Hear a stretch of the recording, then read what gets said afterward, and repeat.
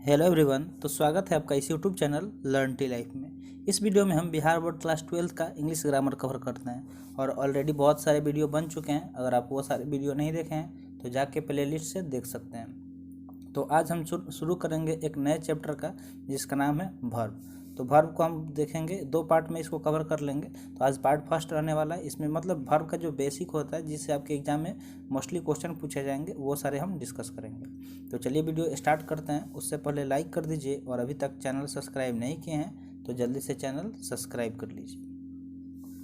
तो आइए जानते हैं कि आखिर वर्ब क्या होता है। तो सबसे पहले हम इसका डिफिनेशन देखेंगे, ठीक है, यानी कि इसका जो परिभाषा है वो क्या होता है। तो यहाँ पे आप देख सकते हैं कि वर्ब कार्य का होना दर्शाता है, अतः वर्ब को डूइंग वर्ड भी कहते हैं। तो अगर जब भी हम वर्ब का बात करेंगे तो वो क्या करता है कि कोई जो काम हो रहा है उसको वो डिनोट करता है, उसको दर्शाता है, ठीक है। इसलिए हम लोग उसको क्या बोलते हैं, डूइंग वर्ड बोलते हैं। यानी कि अगर हम कोई काम कर रहे हैं तो उसको वर्ब बोलेंगे, ठीक है।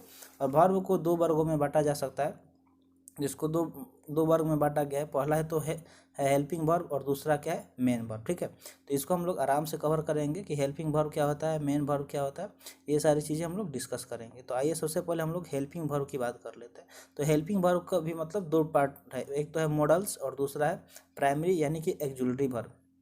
जैसे मॉडल्स क्या होता है, जो मेन वर्ब का कार्य नहीं कर सकते हैं उसको हम लोग क्या बोलते हैं, मॉडल्स बोलते हैं, ठीक है।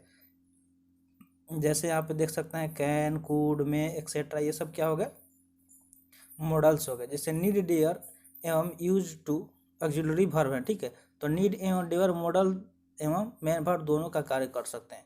तो जब भी आप इसका बात करेंगे नीड या फिर डियर का, तो ये दोनों का काम कर सकते हैं, या तो मॉडल का या फिर मेन वर्ब, ये दोनों का काम कर सकते हैं। तो ये चीज़ आपको नोट कर लेना है कि जो नीड और डियर है ये दोनों का काम कर लेगा। तो आई होप आपको समझ में आ गया होगा मॉडल्स क्या होता है। तो जो भी मतलब क्या मेन वर्ब का कार्य नहीं कर सकते हैं वो मॉडल्स होते हैं। जैसे कि आप देख सकते हैं कैन, कुड, में, माइट, ये सब क्या है, मॉडल्स हैं। नेक्स्ट है यहाँ पे इस सेकंड पार्ट इसका हेल्पिंग वर्ब का प्राइमरी यानी कि एक्जुलरी वर्ब जिसको बोलते हैं।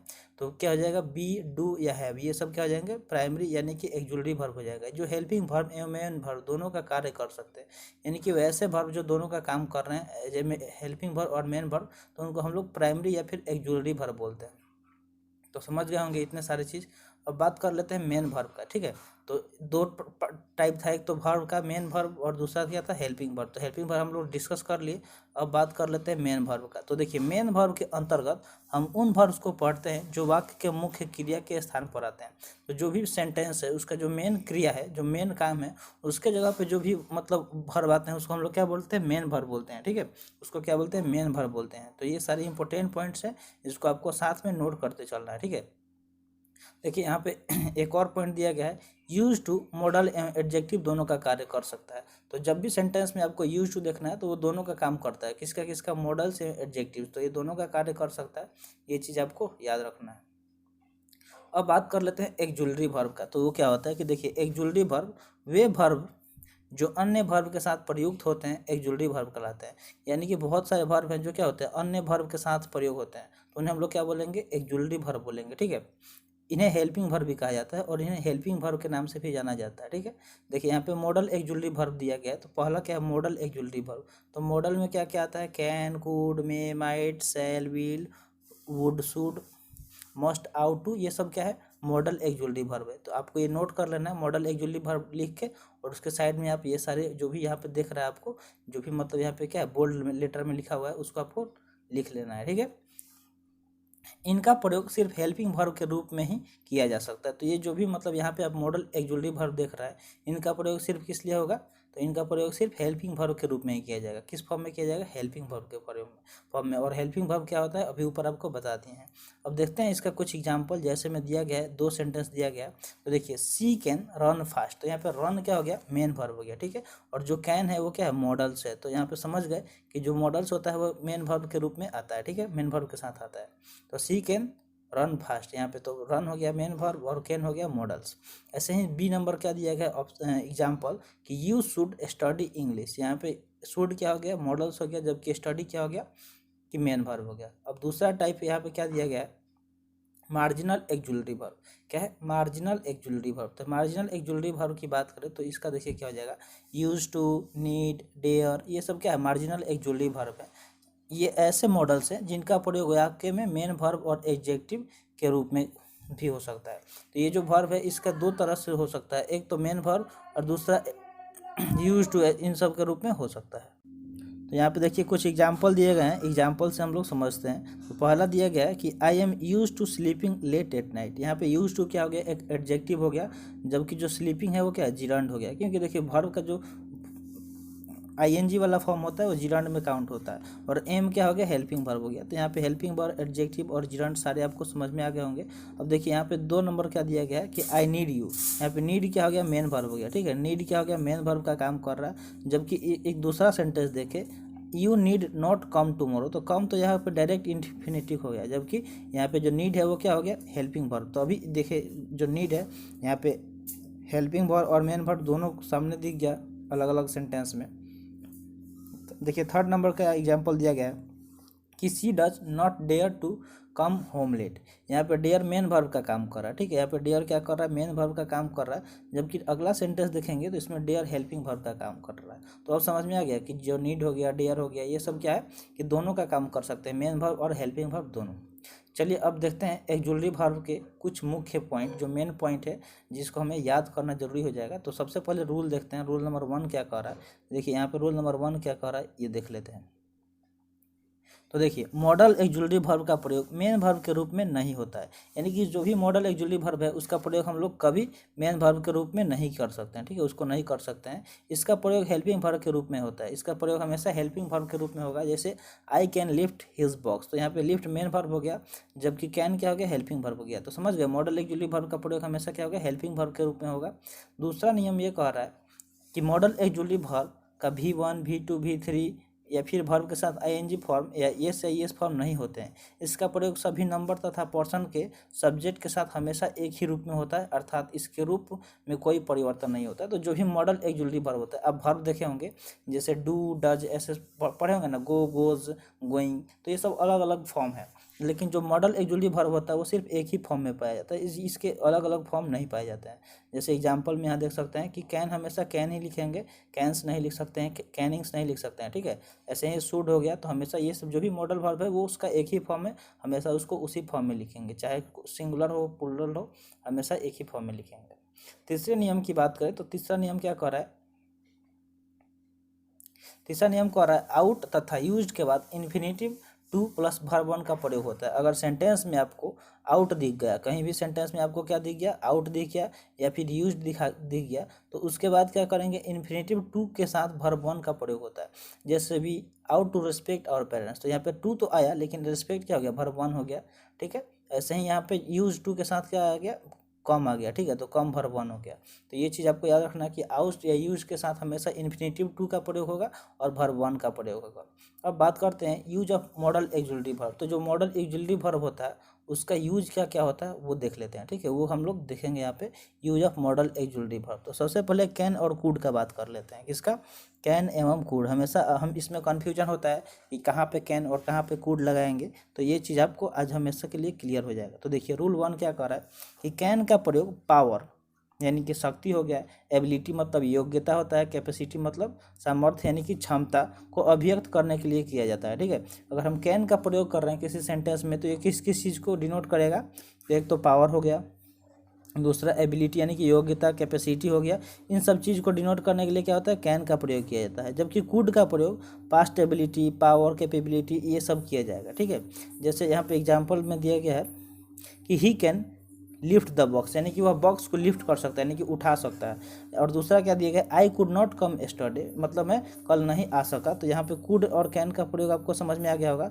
दूसरे रूल की बात कर लेते हैं। रूल दूसरा क्या कर रहा है कि कैन का प्रयोग परमिशन यानी कि अनुमति देने की भाव को अभिव्यक्त करने के लिए किया जाता है। जैसे आपसे कोई परमिशन ले रहा है तो आप परमिशन दे सकते हैं कैन के प्रयोग करके, जैसे यू कैन गो नाउ, यानी कि अब आप जा सकते हो। ठीक है, इस तरह आप बोल सकते हैं। तो जब किसी को अनुमति दे रहे हैं, मतलब कोई भी परमिशन दे रहे हैं, तो वहाँ पे हम लोग कैन का यूज कर सकते हैं। ठीक है, वहाँ पे क्या करेंगे, कैन का यूज कर सकते हैं। तो समझ गए इतना सारा चीज़। तीसरा रूल देखते हैं क्या कह रहा है। तो तीसरे रूल की बात करें तो तीसरा रूल कह रहा है कि कैन का प्रयोग थ्योरेटिकली पॉसिबिलिटी को अभिव्यक्त करने के लिए किया जाता है। यानी कि अगर थ्योरेटिकल कोई चीज़ जो पॉसिबल हो उसको अगर हम लोग एक्सप्रेस करना चाहते हैं तो कैन का यूज करके कर सकते हैं। जैसे एग्जांपल के तौर पे यहाँ पे देख सकते हैं कि everyone can make a mistake, यानी कि सबसे गलतियाँ हो सकती हैं। मतलब जो भी है प्रत्येक व्यक्ति हर एक कोई गलती कर सकता है, तो ये चीज़ पॉसिबिलिटी है कि सबसे कभी ना कभी गलती हो ही जाता है। चौथे रूल की बात करें तो चौथा रूल क्या है, जैसे हम लोग अपने भाषा में बोलते हैं ना, यहाँ पे तीसरे रूल का ही एग्जांपल बता रहे हैं कि गलती तो भगवान से भी हो जाता है, हम तो इंसान हैं। तो वही चीज़ है कि हर किसी से गलती हो सकता है। चौथा रूल कह रहा है कि कूड का प्रयोग रिमोट पॉसिबिलिटी व्यक्त करने के लिए किया जाता है, यानी कि जो भी रिमोट पॉसिबिलिटी है उसको अगर एक्सप्रेस करना तो कूड का प्रयोग करेंगे। जैसे देयर कूड बी ए बम्ब अंडर योर सीट, यानी कि आपके जो सीट है उसके नीचे बम हो सकता है, ठीक है। तो यहाँ पे ये क्या हो गया, रिमोट पॉसिबिलिटी है कि ऐसा हो सकता है, तो उसके लिए हम लोग कूड का प्रयोग करेंगे। तो चौथा नियम समझ गए, एग्जाम्पल भी देख लिए। पांचवें का अगर देखते हैं क्या दे रहा है, तो पांचवें का बात करें तो पांचवा कह रहा है कि कैन का प्रयोग दोस्ताना निवेदन के लिए प्रश्नात्मक वाक्यों में किया जा सकता है। अगर आपको किस मतलब फ्रेंडली इन्विटेशन किसी को देना है तो आप वहाँ पे कैन का प्रयोग कर सकते हैं, ठीक है। क्या कर सकते हैं, कैन का प्रयोग कर सकते हैं। एवं कूड औपचारिक निवेदन के लिए वाले प्रश्नों को वाक्यों में, और कूड का प्रयोग कहाँ पे करेंगे तो औपचारिक है, ठीक है, वहाँ पे। जैसे यहाँ पे दिया गया है कि can I take your scooter, तो यहाँ पे अपने दोस्त से स्कूटर मांग सकते हैं, तो यहाँ पे दोस्ताना निवेदन के लिए कैन का प्रयोग कर सकते हैं। या फिर could I talk to mister Shukla, तो अगर हम कहीं भी औपचारिक निवेदन की बात करें तो वहाँ पे कूड का प्रयोग करेंगे। तो कैन कूड में डिफरेंस समझ में आ रहा है आपको, धीरे धीरे समझ में आ जाएगा, फिर जब आगे क्वेश्चन करेंगे तो और ज़्यादा क्लियर हो जाएगा। नोट दिया गया है एबल टू का प्रयोग कैन कूड के साथ न करें, क्योंकि दोनों क्षमता दर्शाते हैं। तो किसी भी सेंटेंस में एक साथ आपको एबल टू और कैन कूड दोनों में से कोई भी प्रयोग नहीं करना है, वो आपका गलत हो जाएगा, ठीक है।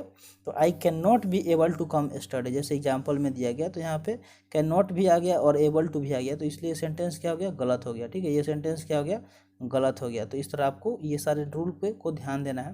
नोट ऐसा करके हम अपनी वाक्यों को सुपर फ्लाउस बना देते हैं। अगर दो बार यूज कर लेंगे, एक तो एबल टू या फिर एक कैन, तो वो सेंटेंस क्या हो जाएगा, सुपर फ्लाउस हो जाएगा, ठीक है, सुपर फ्लाउस हो जाएगा। तो इसका मतलब क्या होता है कि कोई चीज़ जो आवश्यकता से अधिक हो जाए उसको हम लोग क्या बोलते हैं, सुपर फ्लाउस बोलते हैं। तो जैसे यहाँ पे दिया गया है कि इस वाक्य का सही फॉर्मेशन क्या होगा, तो दिया गया है कि आई कैन नॉट कम टुडे, तो यहाँ पे टुमारो, ठीक है। तो यहाँ पे कैन नॉट होगा ना कि एबल टू हो जाएगा, ठीक है। एबल टू को हटा देंगे तो वो सेंटेंस हमारा क्या हो जाएगा, सही हो जाएगा। ऐसे अब आगे चलते हैं, बहुत सारा एग्जाम्पल नहीं देखना है क्योंकि ज़्यादा टाइम कंज्यूम होने लगेगा। नेक्स्ट बात करते हैं मे, माइट और मस्ट का। तो मे, माई, मस्ट, इसमें भी बहुत ज़्यादा कन्फ्यूजन होता है, तो ये चीज़ आप पेन पेपर लेके रखिए और नोट करते चलिए ताकि चीज़ें जल्दी से क्लियर हो जाए। तो पहला नियम कहता है कि मे का प्रयोग संभावना, अनिश्चितता के भाव को व्यक्त करने के लिए किया जाता है, कि मतलब कोई चीज़ जो संभावित होने वाला हो लेकिन निश्चित नहीं हो, ठीक है, तो उसको क्या बोलेंगे, उसमें क्या करेंगे, मे का प्रयोग करेंगे। जैसे एग्जाम्पल दिया गया है कि इट में रेन टू नाइट, मतलब ऐसा हो सकता है कि आज रात में बारिश हो सकती है। ऐसे ही दूसरा रूल का बात करें, दूसरा रूल कह रहा है कि मे का प्रयोग इच्छा को व्यक्त करने के लिए ऑप्टेटिव सेंटेंस में होता है। जब ऑप्टेटिव सेंटेंस अलग अलग टाइप है, अगर सेंटेंस नहीं पढ़े हैं तो पढ़ लीजिएगा, ठीक है। तो ऑप्टेटिव सेंटेंस में व्यक्त मतलब इच्छा को व्यक्त करने के लिए इसका प्रयोग किया जाता है, मे का प्रयोग किया जाता है। तो यहाँ पे मे का प्रयोग दो ठो देख लिए। जैसे एग्जांपल दिया गया है कि मे यू लिव लॉन्ग, तो ऑप्टेटिव सेंटेंस में क्या हो गया कि बोल रहे हैं कि मे यू लिव लॉन्ग। तीसरा नियम कह रहा है कि यदि प्रिंसिपल क्लाउज प्रेजेंट टेंस में हो तथा subordinate clause that, so that, in order that से प्रारंभ हो तथा इससे पर्पज का बोध हो तो सबऑर्डिनेट क्लाउज में मे का प्रयोग होता है। अगर कोई भी मतलब सेंटेंस में प्रिंसिपल क्लाउज है, प्रेजेंट टेंस में हो और subordinate clause that, so that, in order that के प्रारंभ में हो तो इसको क्या करें, और इससे किसी पर्पज का यानी कि किसी उद्देश्य का बोध हो तो सबऑर्डिनेट क्लाउज में मे का प्रयोग होता है। जैसे we eat so that we may live, यानी कि हम खाना खाते हैं इसलिए हम क्या हैं, जीवित हैं, इसलिए यहाँ पे, तो यहाँ पे क्या हो गया कि पर्पस का बात हो रहा है, खाने के पर्पस का बात हो रहा है, तो इसलिए यहाँ पे क्या हो गया, मे का प्रयोग हो गया। चौथा रूल क्या कह रहा है कि माइट का प्रयोग लेस कैपेबिलिटी यानी कि कम संभावना को व्यक्त करने के लिए किया जाता है, जबकि मे का प्रयोग मोर कैपेबिलिटी के भाव को व्यक्त करने के लिए किया जाता है। अगर मे और माइट दोनों को अगर हम यूज करेंगे सेंटेंस में, तो जिसमें कम संभावना वाला होगा उसमें वहाँ पे हम लोग क्या करेंगे, मोर के, जहाँ मतलब कम संभावना के लिए माइट का प्रयोग करेंगे, और जहाँ मे का कहाँ करेंगे, जहाँ ज़्यादा पॉसिबिलिटी हो, ठीक है। तो लेस पॉसिबिलिटी में माइट और मोर पॉसिबिलिटी में मे का प्रयोग किया जाएगा। यहाँ पे पांचवा रूल की बात करें तो पांचवा रूल क्या कह रहा है कि अगर भावना बहुत अधिक हो तो मस्ट का प्रयोग करें। और ऐसा आपको लग रहा है कि ये चीज़ एकदम मतलब बहुत ज़्यादा मतलब आपको जैसे 100% में 90% के अबव लग रहा है कि कोई चीज़ होने वाला है, तो वहाँ पे हम लोग मस्ट का प्रयोग करेंगे। ठीक है, जैसे he stay in 5 star hotels and travel by flight, he must be very rich. और यहाँ पे तो एग्जाम्पल समझ गए। छठा रूल क्या कर रहा है कि मे का प्रयोग सम्मान के साथ निवेदन करने के लिए प्रश्नात्मक वाक्यों में किया जाता है। अगर आप सम्मान यानी कि इज्जत के साथ किसी से कुछ निवेदन करते हैं तो वहाँ पे मे का प्रयोग करेंगे। जैसे मे आई कम इन सर, सर आपसे क्या है, काफ़ी ज़्यादा रिस्पेक्टेड हैं, तो उनसे आप रेस्पेक्ट के साथ हमेशा बात करेंगे। जो टीचर हैं आपके, तो उनसे किस तरह, अगर आपको अंदर आना है क्लासरूम में, तो हम लोग बोलते हैं ना मे आई कम इन सर, तो वो क्या हो गया, वहाँ पे मे का प्रयोग कर रहे हैं, क्योंकि वहाँ पे आप प्रश्न पूछ रहे हैं कि क्या मैं अंदर आ सकता हूँ, लेकिन वो भी किससे, सम्मान के साथ, इज्जत के साथ।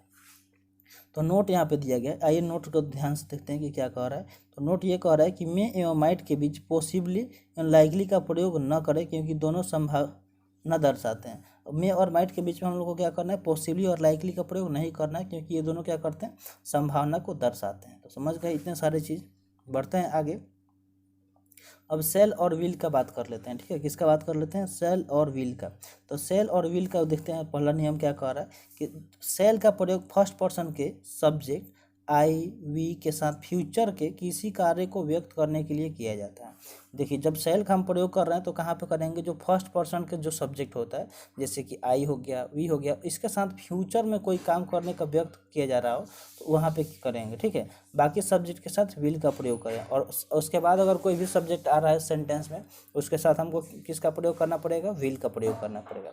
जैसे I shall go to college tomorrow and he will come with me. तो यहाँ पे दो सब्जेक्ट आया, एक तो आई आया, एक ही आया। तो आई के साथ हम लोग क्या किए, सेल का प्रयोग कर लिए, लेकिन जो दूसरा सब्जेक्ट है उसके साथ हम लोग क्या किए, विल का प्रयोग किए। तो आप साफ साफ यहाँ पे देख सकते हैं सेंटेंस में। ठीक है, नेक्स्ट पॉइंट दिया गया है, मॉडर्न इंग्लिश में हम आई एवं वी के साथ विल का प्रयोग कर सकते हैं, जो अब स्वीकार्य है, लेकिन इंट्रोगेटिव सेंटेंस में अब भी आई एवं वी के साथ सेल का प्रयोग होता है। तो जो मॉडर्न हम लोग अब इंग्लिश पढ़ते हैं उसमें आप देखेंगे बहुत कम ही सेल का प्रयोग होता है।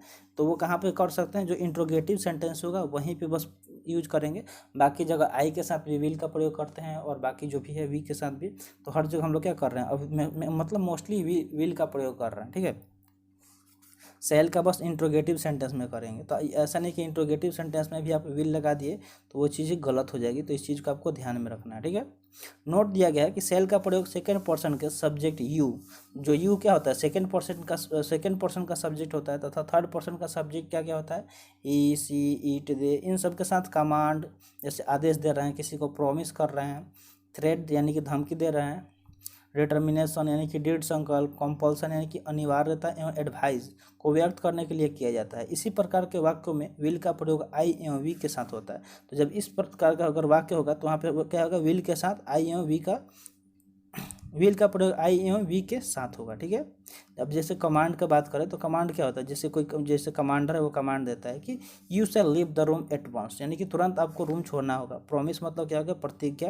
यानी कि आप किसी से प्रॉमिस कर रहे हैं, किसी को धमकी दे रहे हैं, कोई संकल्प कर रहे हैं कि आज से हम ये काम करेंगे, कोई चीज़ जो अनिवार्य है। तो यहाँ पे ये सब चीज़ दिया गया। ठीक है, नेक्स्ट रूल क्या कह रहा है कि लेट अस या फिर लेट्स के से शुरू होने वाले इंपरेटिव सेंटेंस के क्वेश्चन टैग में भी सेल का प्रयोग होता है। तो कोई भी जो इंपरेटिव सेंटेंस है जो किससे शुरू हो रहा है, लेट अस या फिर लेट्स, तो उसके साथ क्या होगा, उसमें जो क्वेश्चन टैग होगा उसमें सेल का प्रयोग होता है। जैसे let's dance together shall we, यहाँ पे एग्जांपल देख सकते हैं कि लेट अस से शुरू हो रहा है। ठीक है, तो let us dance together shall we, तो यहाँ पे सेल का प्रयोग हुआ। तो सेल का प्रयोग यहाँ पे भी समझा रहे थे। तीसरा नियम कह रहा है कि सेल का प्रयोग सजेशन, यानी कि जो कोई सुझाव दे रहे हैं उसको व्यक्त करने के लिए इंट्रोगेटिव सेंटेंस में फर्स्ट पर्सन के सब्जेक्ट के साथ होता है।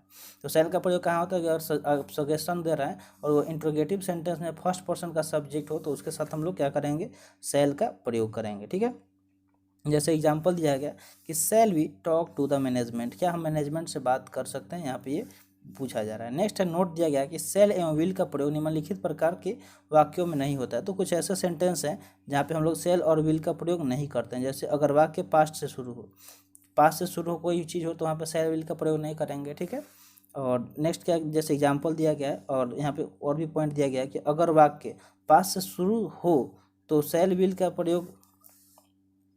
विल नहीं, वुड शुड का प्रयोग होता है। तो जब भी सेंटेंस पास्ट में शुरू हो तो उसके साथ हम लोग वुड और शुड का प्रयोग करेंगे, ना कि सेल और विल का। दरअसल ये नियम तब भी लागू होते हैं जब शैल विल के स्थान पर कोई और मॉडल या वर्ब का प्रयोग हुआ हो। तो ये समझ गए इतना सारा चीज़। बढ़ते हैं आगे, देखते हैं और क्या क्या रहने वाला है। यहाँ पे कुछ एग्जाम्पल दिए गए हैं। उसके बाद से नेक्स्ट पॉइंट दिया गया है कि अगर दो कार्य भविष्य में एक के बाद एक हो और दूसरे कार्य पहले कार्य के होने पर निर्भर करे तो पहला कार्य सिंपल प्रेजेंट टेंस में होगा जबकि दूसरा कार्य सिंपल फ्यूचर टेंस में होगा। तो ऐसा कोई सेंटेंस मतलब काम जो क्या कर रहा है, भविष्य में एक के बाद एक हो। जैसे मान लीजिए कि पहले आपका एग्जाम निकला, फिर आपका क्या क्या हुआ कि जॉब लगा, तो ये चीज़ क्या हो रहा है, एक के बाद एक हो रहा है। तो इसको और दूसरे कार्य पहले कार्य के होने पर निर्भर करे। तो देखिए, अब पहला कार्य आपका जब तक एग्जाम नहीं होगा तब तक आपका जॉब लगेगा नहीं लगेगा। तो ये क्या हो रहा है कि एक दूसरे पे निर्भर है। तो पहला कार्य सिंपल प्रेजेंट टेंस में होगा। तो जो आपका जो पहला कार्य है यानी कि एग्जाम का निकलना, वो क्या हो जाएगा, सिंपल प्रेजेंट टेंस में होगा। लेकिन दूसरा जो हो गया सिंपल फ्यूचर टेंस में होगा, जो आपका जॉब लगेगा। ठीक है। तो हमें हिंदी इंग्लिश में ट्रांसलेशन करने की आदत होती है, जिसकी वजह से हम पहले कार्य को भी सिंपल फ्यूचर में प्रयोग कर लेते हैं। तो देखिए, जो हम लोग क्या करते हैं, अक्सर ट्रांसलेशन का रूल पढ़ते रहते हैं, जिसकी वजह से ये गलती हमसे हो जाता है। तो नहीं, इसको आपको हम ध्यान में रखना है। जैसे एग्जांपल दिया है कि अगर मैं आऊँगी तो आपसे मिलूंगी। तो यहाँ पे कोई लड़की बोल रही है कि अगर मैं आऊँगी तो आपसे मिलूंगी। जब वो आएगी ही नहीं तो मिलेगी कैसे। तो पहले आऊँगी तब मिलूंगी, यानी दोनों एक दूसरे से पे निर्भर करता है।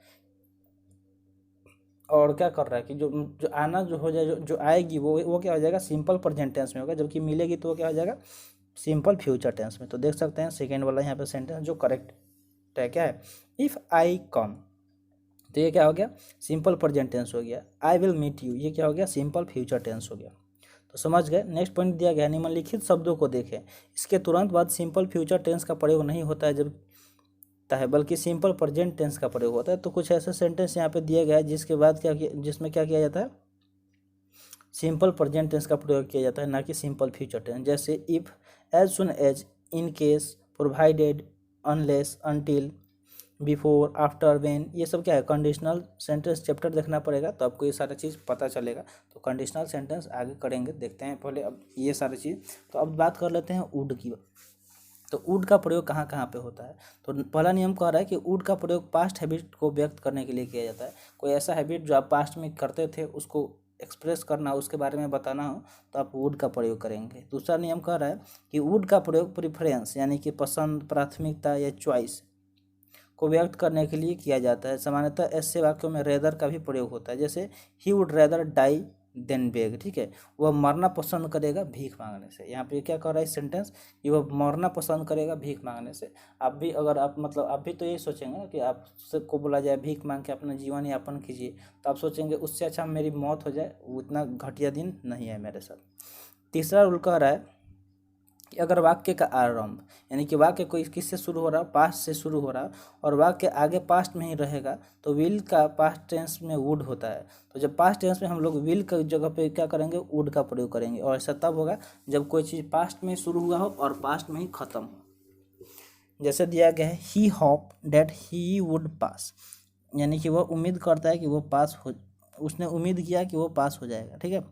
नेक्स्ट है चौथा नंबर रूल कि would used to simple past tense, तीनों का प्रयोग भूतकाल के रूटीन एक्शन को दर्शाने के लिए किया जाता है।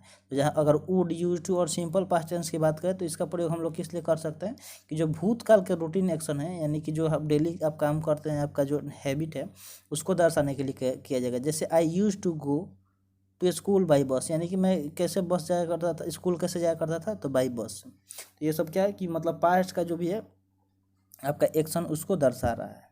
पांचवा नियम की बात करें तो कह रहा है कि वुड का प्रयोग प्रेजेंट या पास्ट की कोरी कल्पनाओं को व्यक्त करने वाले वाक्यों को प्रिंसिपल क्लाउज में होता है। यानी कि जो वुड का प्रयोग है वो कहाँ पे होगा, तो प्रेजेंट या पास्ट में कोई भी कल्पना किया जा रहा है उसको व्यक्त करने के लिए, एक्सप्रेस करने के लिए सेंटेंस में जो प्रिंसिपल क्लाउज होता है उसमें होता है। जैसे if I were A bird I would fly in the sky. तो ये क्या है, एक कंडीशनल सेंटेंस है। तो यहाँ पे क्या हो रहा है कि प्रेजेंट जब पास्ट में कोई कल्पना किया जा रहा है तो वहाँ पे प्रिंसिपल क्लाउज में होता है किसका प्रयोग, वुड का प्रयोग। जैसे I would fly in the sky, तो वुड का प्रयोग यहाँ पे क्या हो रहा है, कल्पना किया जा रहा है कि मैं काश चिड़िया होता, तो क्या होता है कि मैं आसमान में उड़ता। नोट दिया गया है, अगर आप वाक्य पद से संबंधित हो तो सभी सब्जेक्ट के साथ वेयर का प्रयोग करें। अगर वाक्य काल्पनिक पद से संबंधित हो, यानी कि कोई भी जो सेंटेंस है वो क्या हो, कल्पना किया जा रहा है और उससे वो रिलेटेड हो, तो सभी सब्जेक्ट के साथ वेयर का प्रयोग करें। हमेशा क्या करेंगे, वेयर का प्रयोग करेंगे। जैसे I wish I were A bird, काश मैं एक चिड़िया होता। ठीक है। निम्नलिखित शब्दों से वाक्यों के काल्पनिक होने का आभास होता है, इनके साथ वाज का प्रयोग नहीं होगा। तो ये जो सेंटेंस दिया जा रहा है इससे क्या होता है, काल्पनिक होने का आभास हो रहा है। ऐसा हो रहा है कि ये कोई कल्पना कर रहा है, कोई इमेजिन कर रहा है कि काश ऐसा होता, तो इनके साथ वाज का प्रयोग नहीं होगा, वर का प्रयोग होगा। ठीक है। I wish as though if as if would that and suppose, तो ये सब क्या है, ऐसे मतलब शब्द हैं जो क्या कर रहे हैं, ऐसे प्रतीत हो रहे हैं कि ये कल्पना किया जा रहा है, सपोज किया जा रहा है। छठा रूल है, वुड का प्रयोग विल के पास्ट फॉर्म के रूप में इनडायरेक्ट स्पीच में होता है। जैसे जो भी इनडायरेक्ट स्पीच होता है तो वहाँ पे जो विल का पास्ट फॉर्म होता है वहाँ पे हम लोग क्या करेंगे, वुड का प्रयोग करेंगे। ठीक है। तो जैसे एग्जांपल दिया गया है कि he said that he would go there, यहाँ पे डायरेक्ट दिया गया है कि he said he will go there, तो इसका इनडायरेक्ट में देखिए वुड का प्रयोग हुआ है विल के जगह पे कि he said that he would go there. तो समझ गए होंगे इतना सारा चीज़। तो आगे बढ़ते हैं, नेक्स्ट रूल के पढ़ते हैं क्या है। तो रूल 7 कह रहा है कि वुड का प्रयोग पोलाइट रिक्वेस्ट को व्यक्त करने के लिए प्रश्नात्मक वाक्यों में होता है। अगर आप प्रश्न कर रहे हैं किसी वाक्य में तो पोलाइटली जो रिक्वेस्ट कर रहे हैं उसके लिए हम क्या करेंगे, वुड का प्रयोग करेंगे। जैसे कि वुड यू हेल्प मी, क्या बोलेंगे, पोलाइटली आप किसी से सहायता मांग रहे हैं, ठीक है, प्यार से, तो उसको क्या बोलेंगे कि वहाँ पे क्या करेंगे, वुड का प्रयोग करेंगे। 8वां रूल कह रहा है कि वुड का प्रयोग प्रोबेबिलिटी को व्यक्त करने के लिए किया जाता है। कोई ऐसा चीज़ जो संभावित हो कि वो होगा तो उसको क्या करेंगे, व्यक्त करने के लिए वुड का प्रयोग करेंगे। जैसे ही वुड बी स्लीपिंग, जैसे वो सो रहा होगा। ठीक है, ऐसा मतलब संभावना है कि वो सो रहा होगा। नेक्स्ट रूल क्या कर रहा है, 9th नंबर, कि वुड का प्रयोग विश को व्यक्त करने के लिए किया जाए। जैसे आपका कोई इच्छा है तो आप अपना इच्छा किसी के सामने प्रकट करना चाहते हैं तो वहाँ पे वुड का प्रयोग करेंगे। नेक्स्ट रूल है, वुड लाइक टू का प्रयोग भी इच्छा को व्यक्त करने के लिए होता है। जैसे आप कभी सुनते होंगे कि कोई परफॉर्मेंस होने वाला होता है तो बोलते हैं I would like to call mister dash dash dash, यानी कि जिसको आप बुलाना चाहेंगे उसको बोलते हैं। तो यहाँ पे इच्छा, यानी कि आप अपने इच्छा से किसी को बुला रहे हैं कि वो स्पीच दे या कोई भी बात बोले। तो समझ गए इतना सारा चीज़। तो चलते हैं फिर आगे सूड का देख लेते हैं क्या क्या है। तो सूड का देखिए, पहला नियम क्या है कि सूड का प्रयोग सजेशन देने के लिए किया जाता है। अगर आपको सजेशन देना है तो आप सूड का प्रयोग कर सकते हैं। जैसे यू शुड स्टडी इंग्लिश, यानी कि आपको अंग्रेजी पढ़ना चाहिए। दूसरा नियम कह रहा है कि शुड का प्रयोग एडवाइस देने के भाव को व्यक्त करने के लिए जाता है। अगर आप एडवाइस दे रहे हैं किसी को, कोई भी सलाह दे रहे हैं तो वहाँ पे कर सकते हैं। तीसरा, शुड का प्रयोग लिस्ट के बाद निगेटिव पर्पज़, यानी कि जो भी नकारात्मक उद्देश्य है उसको व्यक्त करने के लिए लिस्ट के बाद शुड का प्रयोग किया जाता है। जैसे he ran fast lest he should miss the train, यहाँ पे अब नोट दिया गया तो नोट में क्या दिया गया कि लेस्ट के साथ सिंपल प्रेजेंट टेंस का भी प्रयोग हो सकता है। तो अगर लेस्ट अगर सेंटेंस में होगा तो उसके साथ सिंपल प्रेजेंट टेंस का भी प्रयोग हो सकता है। तो ध्यान में रखना है इन सब चीज़ को। नेक्स्ट है आउट टू और मस्ट और यूज टू, तो ये सारे करते हैं। आउट टू देखिए, पहला रूल है कि आउट टू का प्रयोग मोरल ऑब्लिगेशन, यानी कि जो भी नैतिक कर्तव्य या फिर ड्यूटी बोल सकते हैं उसको व्यक्त करने के लिए किया जाता है। जैसे we ought to love our country, यानी कि हमें अपने देश से प्रेम करना चाहिए यहाँ पे। तो आउट टू का प्रयोग किस लिए हो रहा है कि जो भी मतलब मोरल ड्यूटीज़ है, आपका नैतिक कर्तव्य है, क्योंकि आप जिस देश में रह रहे हैं उससे अगर आपको प्रेम नहीं होगा तो फिर क्या फ़ायदा। देशभक्ति हर इंसान के अंदर होना चाहिए, चाहे वो जिस देश का हो, उस देश से उसको अपने देश से प्रेम होना चाहिए। ठीक है। नेक्स्ट है मस्ट। मस्ट की बात करें तो मस्ट का पहला रूल क्या कह रहा है, मस्ट का प्रयोग देख लेते हैं। तो पहला रूल है, मस्ट का प्रयोग कंपल्सन को व्यक्त करने के लिए किया जाता है, यानी कि कोई चीज़ जो बाध्यता हो, यानी कि कंपल्सरी हो, उसको व्यक्त करने के लिए किया जाता है। जैसे कैंडिडेट मस्ट राइट इन इंक, यानी कि जो भी कैंडिडेट है उनको क्या करना है, इंक में लिखना है। नेक्स्ट रूल कह रहा है कि मस्ट का प्रयोग फिक्स डिटर्मिनेशन, यानी कि पक्का इरादा, दृढ़ संकल्प को व्यक्त करने के लिए भी किया जाता है। जैसे India must win the world cup. तीसरा रूल कह रहा है कि मस्ट का प्रयोग ड्यूटी को व्यक्त करने के लिए किया जाता है। जैसे a soldier must fight for his country, यानी कि जो भी सैनिक होता है उसको अपने देश के लिए लड़ना चाहिए। तो यहाँ पे मस्ट का प्रयोग समझ गए ना, कि मतलब कोई ड्यूटी हो गया उसके लिए, या फिक्स डिटर्मिनेशन, यानी कि आपका जो इरादा पक्का हो, या फिर कंपल्सन, तो इन सब चीज़ के लिए मस्ट का प्रयोग होगा। यूज टू का बात कर लेते हैं। तो देखिए, यूज टू का प्रयोग पास्ट हैबिट, सिचुएशन, ठीक है, को व्यक्त करने के लिए किया जाता है। जैसे he use to study till 10 PM, यानी कि जो भी पास्ट हैबिट है या सिचुएशन है तो उसको एक्सप्रेस करने के लिए यूज टू का प्रयोग किया जाएगा। यूज टू और यूज टू का प्रयोग प्रेजेंट रूटीन एक्शन को व्यक्त करने के लिए नहीं होता है। अगर आप प्रेजेंट एक्शन को व्यक्त करना चाहते हैं तो वहाँ पे यूज टू का प्रयोग नहीं होगा। ठीक है, यहाँ पे कुछ और भी दिया गया है नोट, जैसे यूज टू का प्रयोग एफर्मेटिव, निगेटिव तथा इंट्रोगेटिव सेंटेंस में इस प्रकार होता है। तो अगर कोई सेंटेंस एफर्मेटिव हो, निगेटिव हो या फिर इंट्रोगेटिव हो तो वहाँ देखते हैं कि किस तरह का यूज करेंगे एफर्मेटिव, निगेटिव और इंट्रोगेटिव में। तो पहला एफर्मेटिव है, जैसे he use to come here, तो यहाँ पे ये एफर्मेटिव हो गया। अगर निगेटिव की बात करें तो he used not to come here, तो नोट का प्रयोग कहाँ पे कर रहे हैं, यूज के बाद को कर रहे हैं। ठीक है, तो ये चीज़ आपको ध्यान में रखना है। या फिर डिड नॉट करेंगे तो वो यूज को यहाँ पे कैसे करेंगे, he did not use to come here. ठीक है, तो यहाँ पे यूज्ड नहीं होगा, यहाँ पे यूज होगा। ठीक है, ये चीज़ आपको ध्यान में रखना है। ऐसे ही इंट्रोगेटिव है, तो इंट्रोगेटिव की बात करें तो इंट्रोगेटिव सी में क्या, सी नंबर है, इसमें कह रहा है कि use he to come here, तो यहाँ पे यूज पहले आ जाएगा, या फिर did he use to come here. तो इस तरह आप इस अफर्मेटिव, निगेटिव और अफर्मेटिव इंट्रोगेटिव में यूज टू का प्रयोग कर सकते हैं। अब आइए यहाँ पे नोट देखते हैं। तो नोट क्या कर रहा है कि वर्ब प्लस यूज टू के बाद वर्ब वन प्लस आईएनजी का प्रयोग होता है और ये हैबिचुअल एक्शन को दर्शाता है। जैसे कोई वर्ब है, ठीक है, तो उसके साथ यूज टू आ रहा है और उसके बाद वर्ब के साथ आईएनजी का प्रयोग होता है, तो किस लिए होता है, हैबिचुअल एक्शन को दर्शाता है। जैसे I am used to getting up late in the morning, तो ये हैबिचुअल एक्शन को दर्शा रहा है। ठीक है, यहाँ पे इसलिए क्या होगा कि जो वर्ब है उसके साथ यूज टू और वर्ब वन के साथ आईएनजी को प्रयोग होता है और क्या करेगा, ये हैबिचुअल एक्शन को दर्शाएगा। तो समझ गए, सेंटेंस भी समझ गए। नोट दिया गया है, कई वर्ब्स एडजेक्टिव फ्रेज के बाद टू का प्रयोग होता है। यहाँ टू के बाद वर्ब वन का प्रयोग नहीं होगा, बल्कि वर्ब के साथ आईएनजी का प्रयोग होगा। तो बहुत सारे ऐसे वर्ब या एडजेक्टिव या फ्रेज है, उसके बाद क्या होता है, टू का प्रयोग होता है। यहाँ पे टू के बाद वर्ब वन का प्रयोग नहीं होगा, बल्कि वर्ब के साथ आईएनजी का प्रयोग होगा। तो जब ये ऐसा कंडीशन होगा तो उसमें क्या होगा, वर्ब के साथ आईएनजी आएगा। जैसे एग्जांपल दिया गया है, be used to, accustomed to, averse to, with view to, addicted to, devoted to, in addition to, look forward to, object to, owing to, given to, taken और प्रोन टू। तो इन सब की जगह क्या होगा कि वर्ब का आईएनजी फॉर्म यानी कि वर्ब फोर का प्रयोग होगा। ठीक है, ना कि वर्ब के साथ फर्स्ट फॉर्म का।